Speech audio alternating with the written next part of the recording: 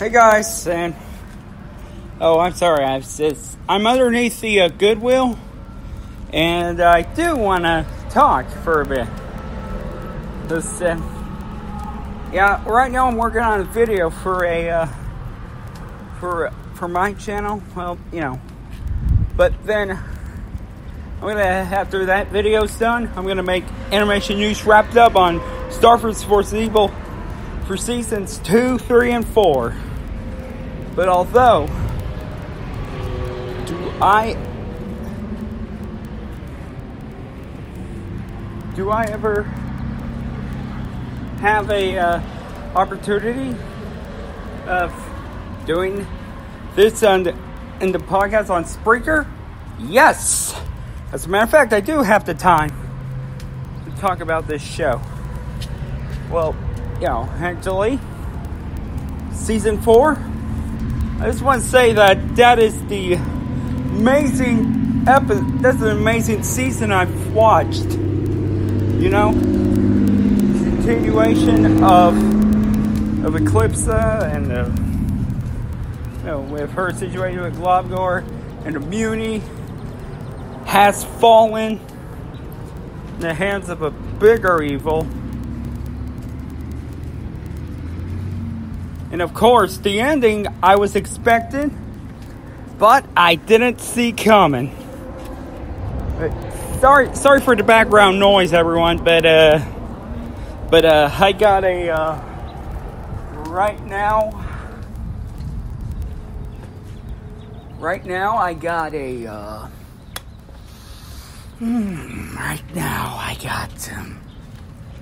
like I'm around under Goodwill around the interstate. It's close to the interstate. But other than that, I can talk. So yeah, like I say, it's Star Wars Force of Evil. So it's start off with, of course. But to warn you, there will be spoilers ahead. So if you have not seen Star Wars vs. Evil, just stop the stop the podcast right now and go check it out and then come back. However, if you did see the whole, so of course stick around, because I'll be talking about it. Of course, it started off with of course the season started off with, of course, the search for Queen Moon, which is right after, of course, right after the sorry, I had some breakfast. Although it started right now, of course, around it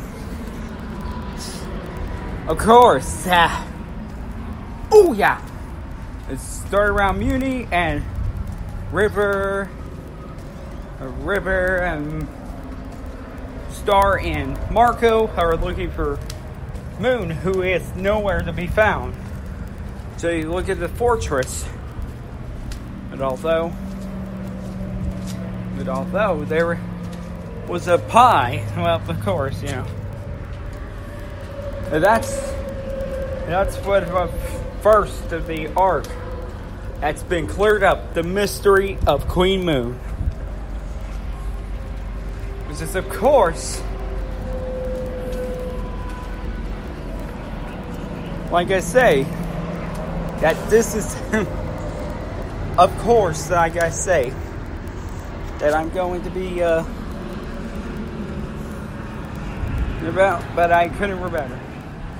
But then we saw the pie, and the trio has gone to the river to look for Queen Moon. And then the pie folk had gotten her. And she couldn't remember until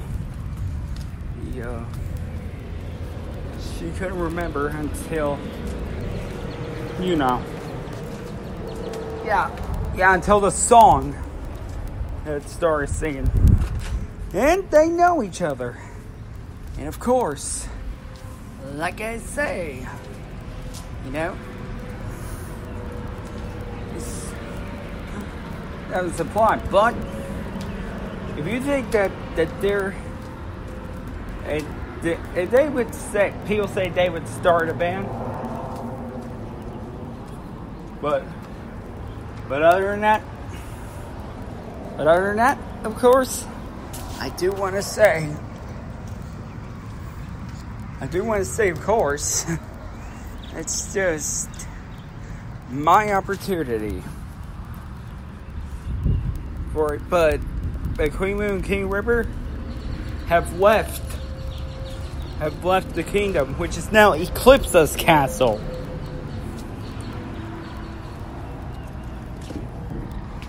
And then we have, of course, main plot. The next one is, of course, Eclipsa with Globgor, who is crystallized.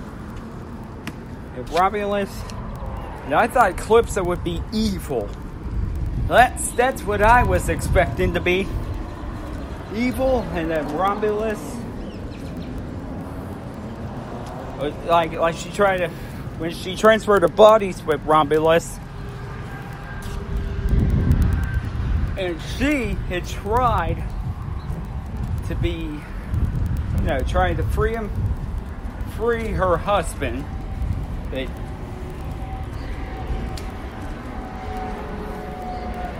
But although so he's back and remained frozen. But then she's looking for a spell book. And then, unfortunately, for this, I'm supposed to say for this, I wouldn't know. Yeah. Although, let me sit down. Hard to walk and talk. But, then again, and then she tried to spell, but and then, I thought she did it, but it wasn't her. In the episode Coordination, she was framed by someone.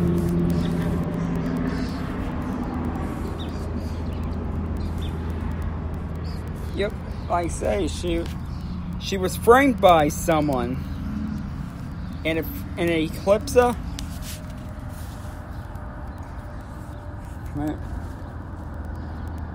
But then it was revealed it was Romulus who stopped them.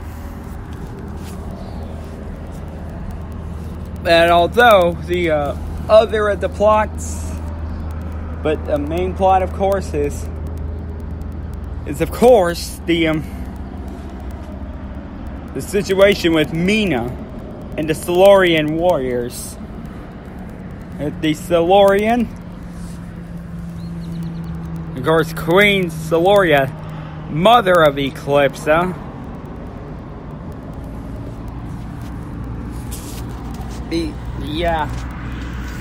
a loyalist, of course, is Mina, who is still cuckoo, was found by Queen Moon, and then, but she, however, don't like the, she, however, doesn't like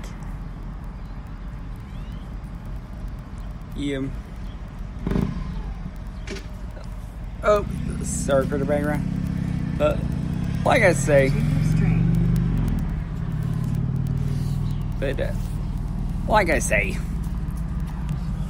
yeah, sorry for the interruption and background noise.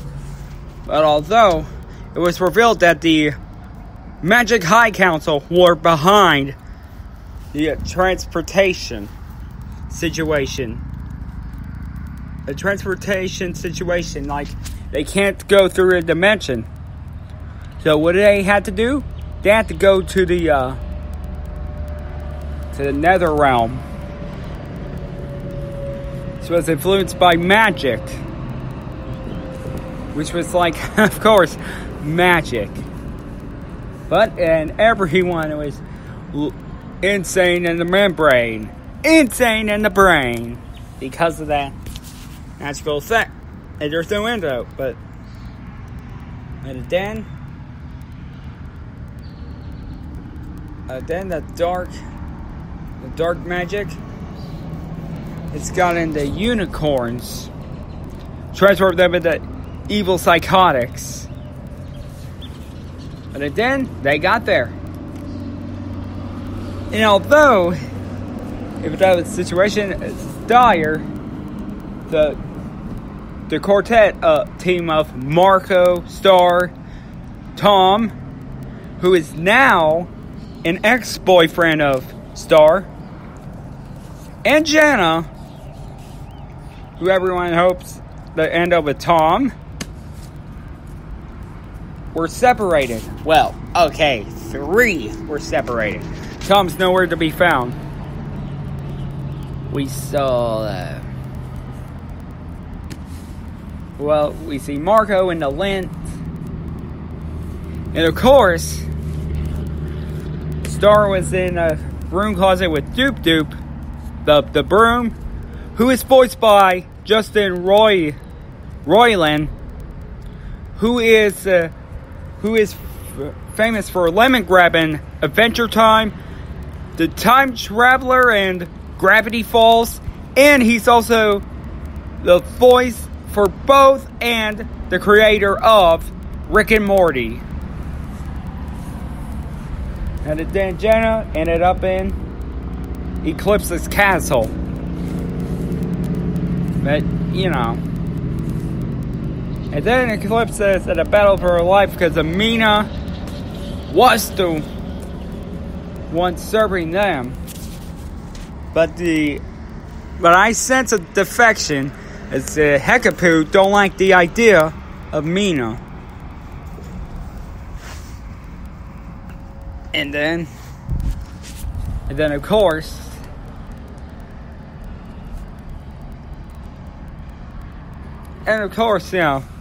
the warriors have, fought, but all but Star are wounded. Then a spell with no name caused by Eclipse. And then, of course, we got him. Of course, they got him. But that was just a diversion. The real Mina has pigtails. Has pigtails on her hair, and yet it's on the helmet too. Although, admittedly,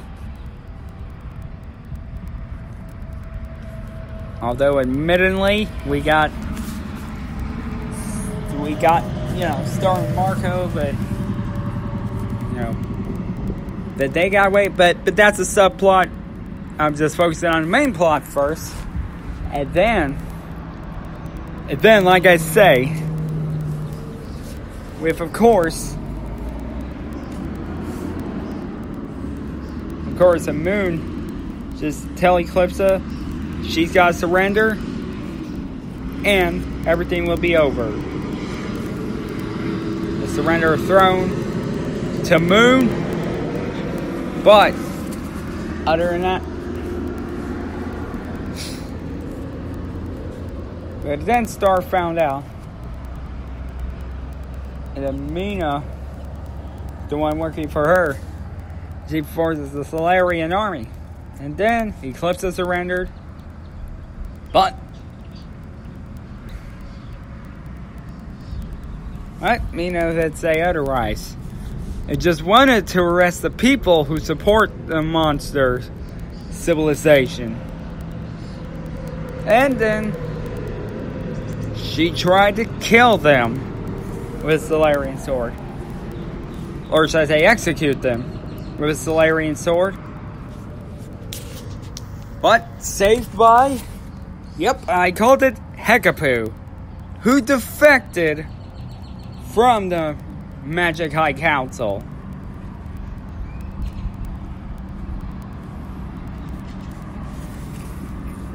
And yes, folks, I had called it.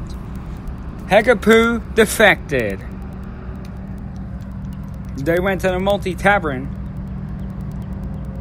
and then created a weave. And then everyone's there but except for one. Marco. Who is she? Who she is now dating. And then she realized something. In order that to be, she has to destroy the magic. But now this is where it gets really, really interesting. With Star, it's gonna go to the Nether Realm, but Marco would decide to join. But Queen Moon didn't know that he can use the wand. And then the two hold hands and then go to the Nether Realm. But Marco eat the pudding, and the reason he's not affected because the pudding is the antidote. Yep. Well, like I say, it is of course what I didn't expect, but nope, I didn't see that coming. Or, yep, I saw that coming. And nope, I saw that coming. And then there's Tom, who is stuck in the Nether Realm. And everybody would say he's evil. Nah, he's just lost in the, But that Nether Realm effect. All Star is busy trying to destroy the magic. Here comes here comes Moon, Queen Eclipsa, and of course, who else? Oh yeah, Meteora. The family helped them out. But and then, Mina has found Globgor, found the Globgor River, even though he don't like Globgor, but he is the father, and yes, Globgor is wounded by a Solarian sword. Although Mina just, has found a sanctuary and then create a hole and then go into the Nether Realm. And then Marco had saved Tom, but even though he took the toll of the unicorn, or bits of a little wound, no big deal. Nope, he wouldn't die. But although it turns out that Tom, is cured and he's not evil, but yet Mina is the bigger evil. I thought she would suffer a horrendous fate like Bill Cipher from Gravity Falls. Although, and she, of course, was, and then the unicorns charged who are the spell. But Marco and Tom came to save the day, as they are destroying the magic. And then the Nether Realm was affected, and then Marco just has to go back to Earth, and the Star has to go back to Muni with her family. And although they had a little help from the past queens who had died, like Celoria, Queen Moon's mother.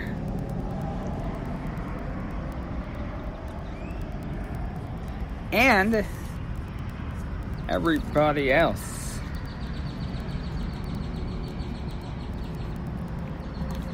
Who were passed on. But although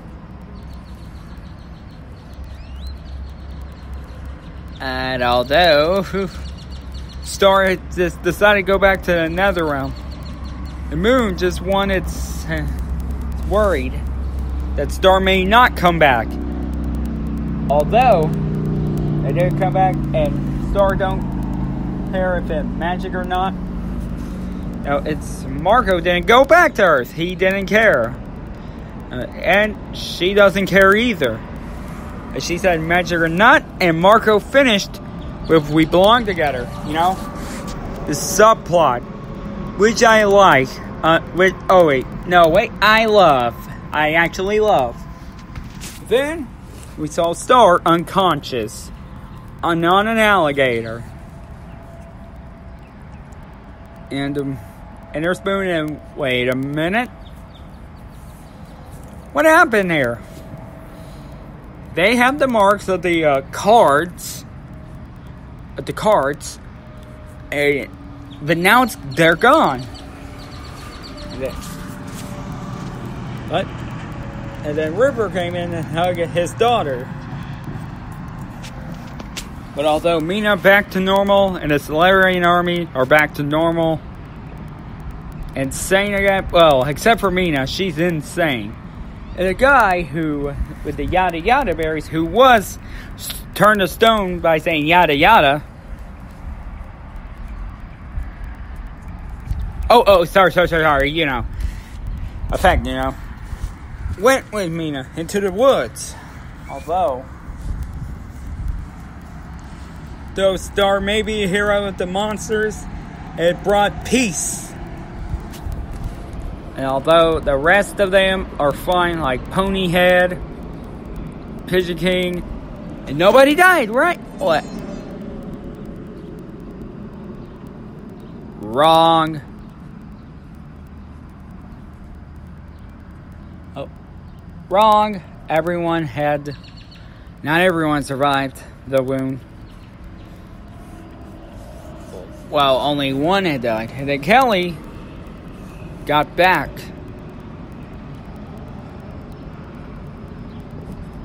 Yep, and then, it's crying tears of joy. And then part eagle, part dragon. And then,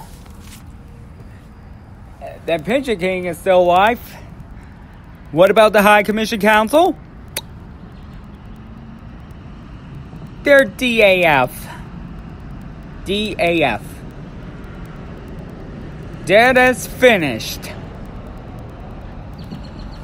Oh, well, technically not dead. They disappeared. It's the one played by Carl Weathers. It's just a skull. And of course, Romulus, who is the biggest traitor, is also gone. Just a crystal with 2 actual snakes.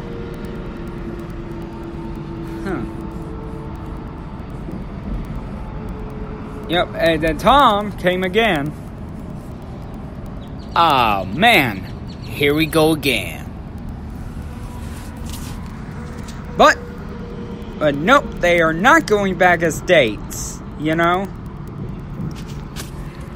He just came in here to see his friend, his ex-girlfriend, and now friend, Star.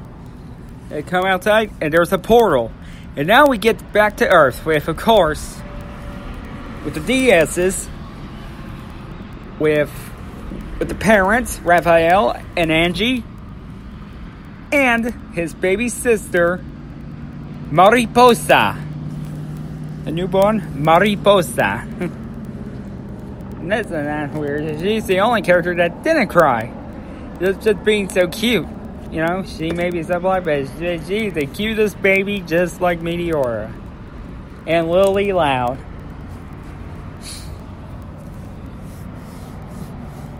And although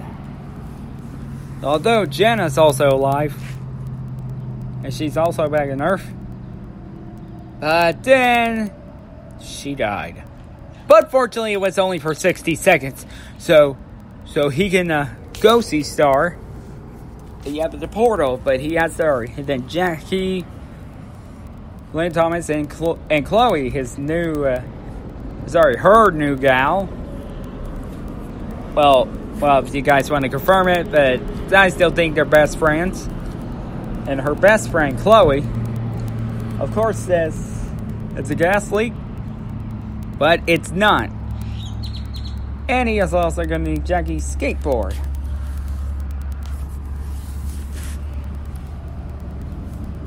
And then he skated all the way to the portal. And then we see Ludo, who is, of course, a cameo in this. And he's playing ball with his little brother, Dennis. All I say, can't right now, Ludo. Can't right now, Ludo. And then we got the Marco with Starfan 13 and students of Echo Creek High. Of course. Skated all the way. But then he was there until the rock hit him. And he was too late. The portal was gone. But then it created a big bang. And you see, of course, the dimensions are all together. As Marco gets to see Star, and the two that were officially boyfriend and girlfriend of episode 20 are together again. Oh, sorry, episode 19B are together again. But even though the dimensions, when Glossaryck met by cleaved either apart or cleaved all in together, he just realized that's the dimension. Well, this one, I thought he met by the wand. He met by magic. But this one, the dimension, all in one, I did not see that coming. Did not see that coming. But although this show overall reminds me of the game I played, my clone, of course, have played Mr. 46 Pokemon Amateur, who is in fact my clone, played Entwine. And this is the one I've saw, and it kind of remind me of something. Entwine, where two souls are in love, but can't be together. But this is not a reason. The Starco is the subplot, but that's not the real reason why it reminds me of Entwine. The dimensions, like Star on Welcome to Earth, the dimensions are always together, but they're forever apart.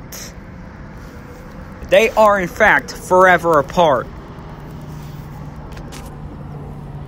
Well, with Star with Muni, and after irresponsibility, she goes to Earth and befriend Marco. Which I knew they have something together. And then the next episode, I had to go to the Bounty House dimension, and then the arcade dimension, and of course, Sano's for Wayward Princesses. And the rest of them, but then they cleave together, like kind of reminds me of Entwine. Well, even though the ending reminds me of Entwine, but I did not see that coming. So yeah, even though they were once for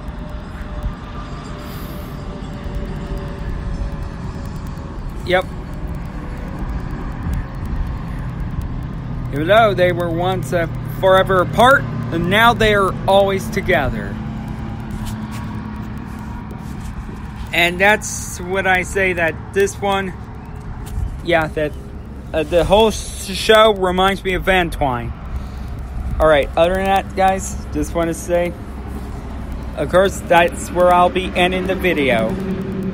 Or sorry, I ended the audio. And I love this show. And of course, stay amazing.